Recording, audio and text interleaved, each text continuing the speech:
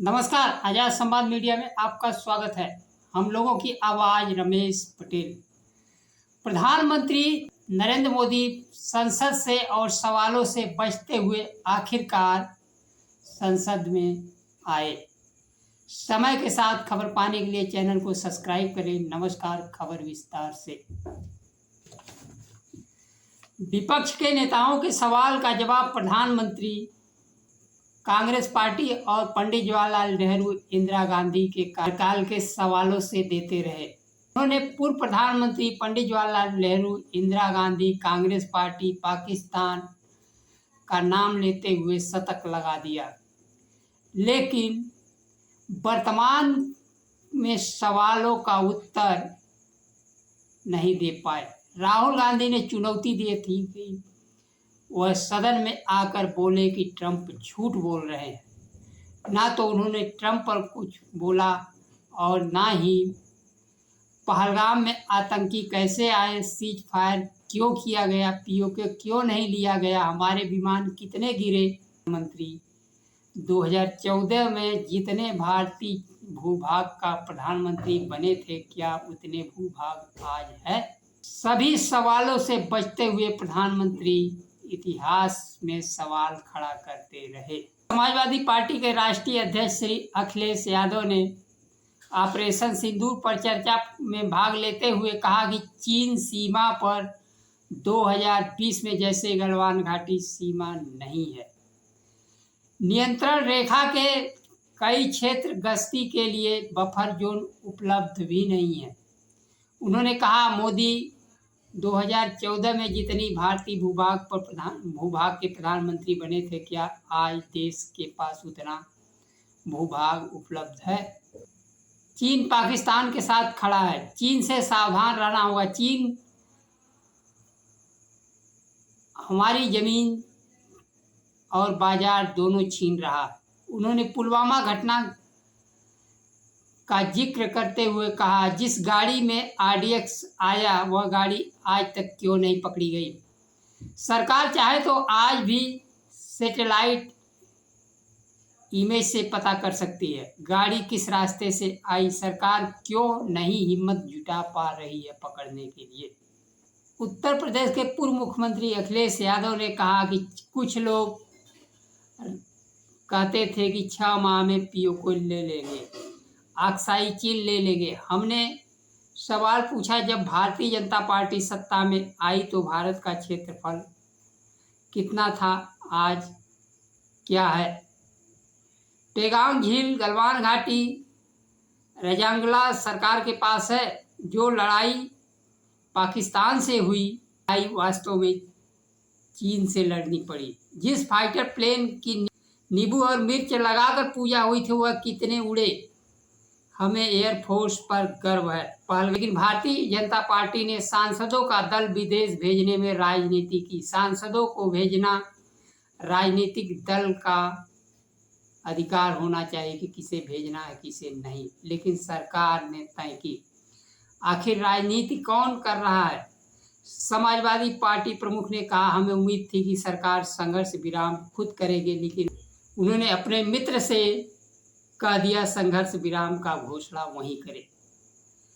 लोकसभा में विपक्ष नेता राहुल गांधी ने ऑपरेशन सिंदूर को लेकर कहा, प्रधानमंत्री की छवि सुधारने के लिए ध्यान में रखकर ऑपरेशन सिंदूर किया गया। रक्षा मंत्री राजनाथ सिंह ऑपरेशन सिंदूर में चर्चा के दौरान कहा,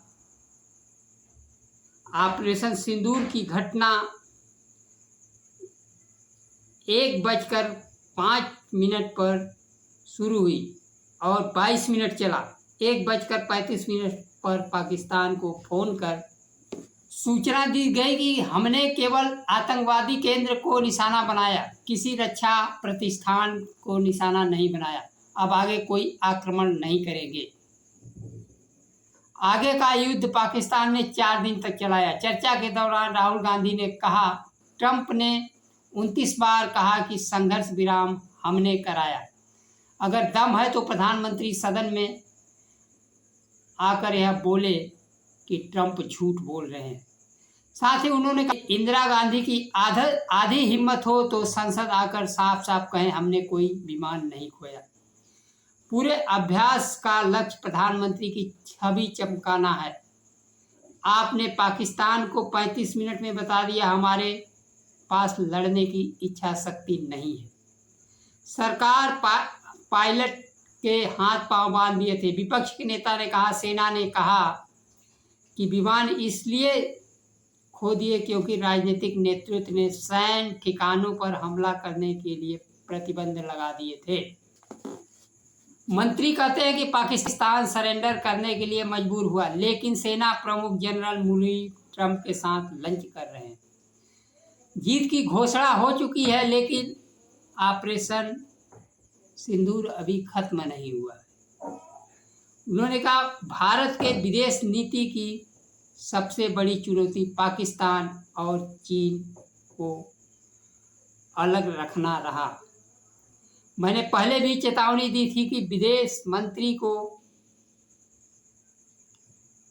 आलोचना करते हुए कहा कि हम चीन से लड़ नहीं सकते क्योंकि वह आर्थिक शक्ति है। यह कोई रणनीति नहीं है, यह डर की बात है। 1971 की लड़ाई में राजनीतिक इच्छा शक्ति थी। अमेरिका का 7वां बेड़ा आ रहा था, लेकिन उस समय प्रधानमंत्री झुकी नहीं, सेना को पूरी छूट दी और पाकिस्तान के आत्मसमर्पण करने के बाद बांग्लादेश बना। नेता प्रियंका गांधी ने जिम्मेदारी को लेकर सवाल उठाए। आतंकी हमले को लेकर किसी का इस्तीफा नहीं हुआ। इस्तीफा छोड़िए, किसी ने जिम्मेदारी तक नहीं ली। गृह मंत्री, रक्षा मंत्री, सेना प्रमुख, खुफिया तंत्र के प्रमुख जिम्मेदार कौन हैं? प्रियंका गांधी ने कहा कि आप इतिहास की बात करते हैं, मैं वर्तमान की बात करूंगी। 11 वर्ष से सत्ता में आप हैं। कल मैं देख रही थी गौरव गोगोई जिम्मेदारी की बात कर रहे थे तो रक्षा मंत्री सिर हिला रहे थे और गृह मंत्री हंस रहे थे। कल इन्होंने कहा, मुंबई हमले में मनमोहन सरकार ने कुछ नहीं किया। जब घटना चल रही थी तभी 3 आतंकियों को मार गिराया गया, एक बचा था, उसे फांसी की सजा हुई। मुख्यमंत्री और देश के गृह मंत्री का इस्तीफा हुआ। प्रधानमंत्री नरेंद्र मोदी अपने मित्र ट्रंप का नाम लेने से डर रहे हैं और चीन का नाम तक भी नहीं ले पा रहे हैं, जबकि चीन भारत के खिलाफ लड़ रहा था। यह नहीं, विश्व के मंच पर भी भारत का कोई समर्थक देश नहीं मिला। और प्रधानमंत्री ने कहा कि 193 देशों ने कार्रवाई करने से रोका नहीं, लेकिन इन 193 देशों में से एक भी देश नहीं था जो पाकिस्तान का नाम लेकर कहे कि उन्होंने आतंकवादी घटना की है। यह विदेश नीति का सबसे बड़ा फेल है। विदेश नीति फेल होने के बाद सांसदों का प्रतिनिधिमंडल विदेश दौरे पर भेजा गया ऑपरेशन सिंदूर और पहलगाम में आतंकी घटना को समझाने के लिए, लेकिन फिर भी वही रिजल्ट शून्य रहा। तावन इस्लामिक देशों के संगठन में भारत का पक्ष रखने के लिए कोई एक देश भी नहीं खड़ा हुआ।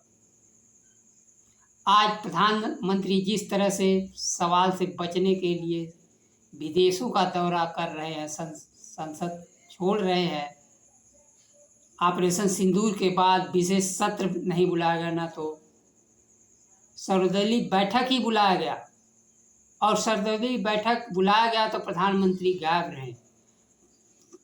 देश के सवालों से प्रधानमंत्री कब तक भागते रहेंगे और इतिहास में सवाल उठाकर सवाल का जवाब देते रहेंगे।